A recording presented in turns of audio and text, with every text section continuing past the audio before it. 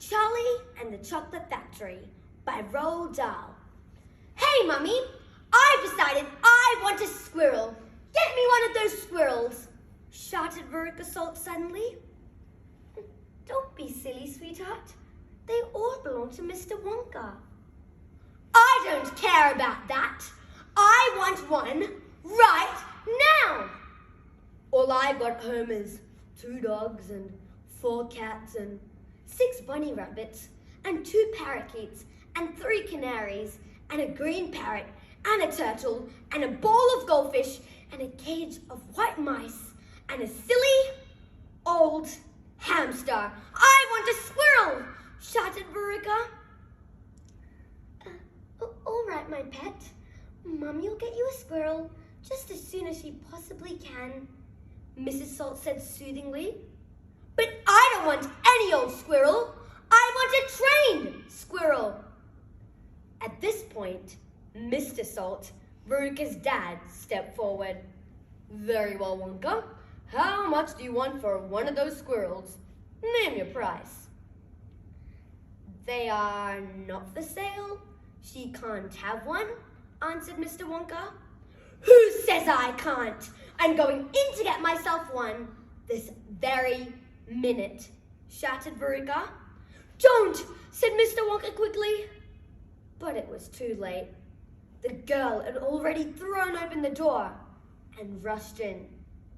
The moment she entered the room, 100 squirrels stopped what they were doing and turned their heads and stared at her with small, black, beady eyes. Veruca Salt stopped, and her gaze fell upon a pretty little squirrel sitting nearest her at the end of the table. The squirrel was holding a walnut in its paws. All right, I'll have you, said Veruca. She reached out her hands to grab the squirrel.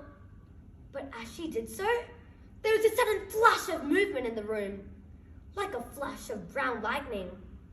Every single squirrel around the table took a flying leap towards her and landed on her body.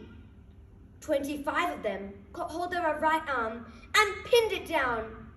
25 more got hold of her left arm and pinned that down. 25 got hold of her right leg and anchored it to the ground. 24 got hold of her left leg. And the one remaining squirrel, obviously the leader of them all, climbed up onto her shoulder and started tapping the wretched girl's head with its knuckles. Save her! Veruca, come back! What are they doing to her? Screamed Mrs. Salt. They are testing her to see if she's a bad nut. You watch, said Mr. Wonka. The squirrel on her shoulder went tapping the side of her head with its knuckles as Veruca struggled furiously. Then all at once, the squirrels pulled Veruca to the ground and started carrying her across the floor. My goodness, she is a bad nut after all, said Mr. Wonka. Her head might have sounded quite hollow. Where are they taking her? Shrieked Mrs. Salt. She's going where all the other bad nuts go, said Mr. Wonka. Down the rubbish chute, of course.